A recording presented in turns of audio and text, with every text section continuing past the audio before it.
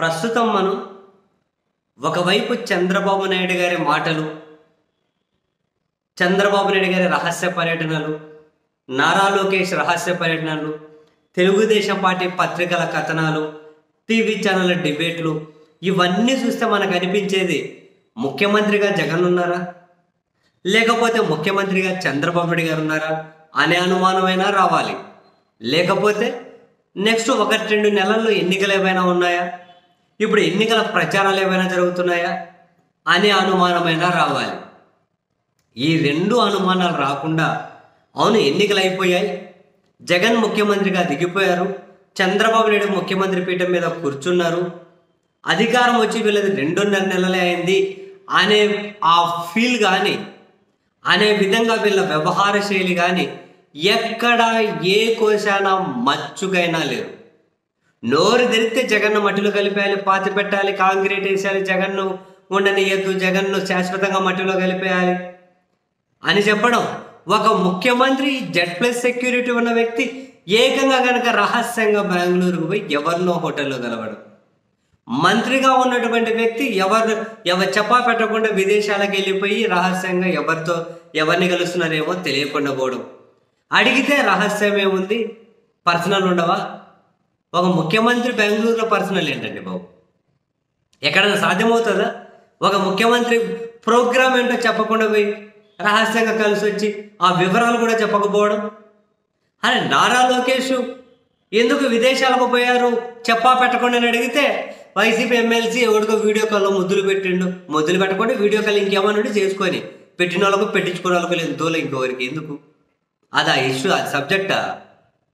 ఆ పెట్టిన ఎవరైనా కనుక పేగిల్లి ఆడన కనుక కంప్లైంట్ ఇస్తే అప్పుడు అది కంటెంట్.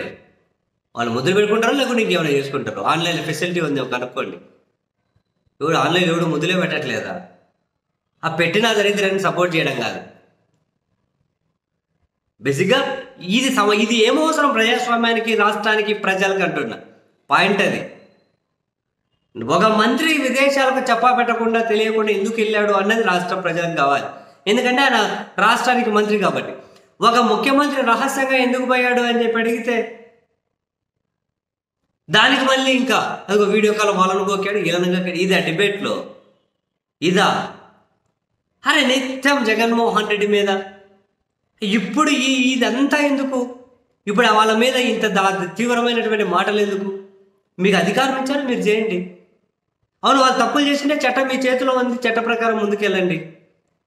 చట్ట ప్రకారం ముందుకెళ్ళండి. అవేమీ లేకుండా ఇదేం కథ?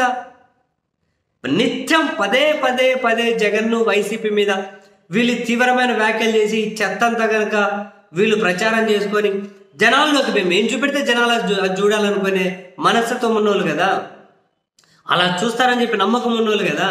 అందుకని చెప్పి జగన్ మీద వైసీపీ మీద శాశ్వతంగా ఒక ద్వేషాన్ని నింపేయచ్చు అని చెప్పి వీళ్ళ ఆలోచన. వీళ్ళకుంటే ఉండొచ్చేమో, జనానికి శాశ్వతంగా ద్వేషం నింపుకోవాల్సింది ఏముంది? ఎవరు మేలు చేస్తే వాళ్ళ వైపు వెళ్దాం అనుకోరా? ఎవరు మేలు చేస్తే వాళ్ళ వైపు, లేకుంటే ఎవరు ఎన్నికలు వచ్చేసరికి ఎవరు ఎక్కువ హామీలు ఇస్తే వాళ్ళ వైపు వెళ్తారేమో. జనాలకు శాశ్వతంగా ద్వేషాన్ని నింపుకోవాల్సిన అవసరం ఏముంది? అలా నింపుకున్నారు అంటే ఏదైనా కొలపిచ్చో, అలా నింపుకున్నారంటే ఇంకేదైనా ఉన్మాదంతో మెదడు మోసకపోయి ఉంటే ఆ బ్యాచ్ కొందరు ఉంటారు. ఎవరైనా మనం వాళ్ళని పాయింట్అవుట్ చేయట్లేదు, అన్ని పార్టీలకు సంబంధించి ఉంటారు. వాళ్ళు కాదు కదా డిసైడింగ్ ఫ్యాక్టర్. అని ఇప్పుడు ఎన్నికల ప్రచారం అయింది ఏమైనా? ఇప్పుడు ఏమైనా ఎన్నికలు జరుగుతున్నాయా? ఎందుకు మోసం చేస్తున్నారు? ఎందుకు జనాలకు అబద్ధాలు చెబుతున్నారు? ఎందుకు జనాలను మిస్లీడ్ చేస్తున్నారు? అసలు సీరియస్గా డిస్కస్ చేయాల్సిన సబ్జెక్ట్ ఏంటి? అసలు మీరు డిస్కస్ చేస్తున్న సబ్జెక్ట్ ఏంటి? ఇవన్నీ కూడా మీరు ఏమో చేశారనే అనుమానాలు బలపడుతున్నాయన్న మినిమం నిజాన్ని మీరెందుకు ఏమంటారు వీళ్ళు పరిగణలోకి తీసుకోవట్లేదు? ఈవీఎంల మీద కూడా చర్చ జరగాలి. ఈవీఎంల మీద హైకోర్టు ఏం తీర్పిస్తుందనే చర్చ జరగాలి. ఈవీఎంల వీవీప్యాట్ల రిలేటెడ్ చుట్టూ ఎలక్షన్ కమిషన్ ఎలా స్పందిస్తుంది అనేది కదా చర్చ జరగాలి. ఒక ముఖ్యమంత్రి రహస్య పర్యటన ఎందుకు అనేది కదా చర్చ జరగాలి.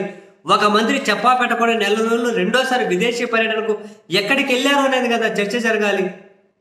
ఇది కదా రాష్ట్ర సమస్యలు. ఎవడో పోయి వీడియో కాల్ ముద్దులు పెట్టాడు, ముద్దులు పెట్టుకోకుంటే ఇంకేమైనా ఆన్లైన్ ఒకరికొకరు ఎగిరిపోయి చేసుకునేదంటే చేసుకునేయండి. వాళ్ళు ఇది ఇష్టపడి ఎవడన్నా చేసుకొనియండి, ఎవడన్నా చేసుకొనియండి, ఎవడికి కావాలి? ఇప్పుడు ఇవంతా కనుక చేసేవాడు ఎవడు చేయట్లే. అసలు చేయడం చేయకపోవడం అసలు సబ్జెక్టే కాదురా బాబు, అది సబ్జెక్టే కాదురా బాబు.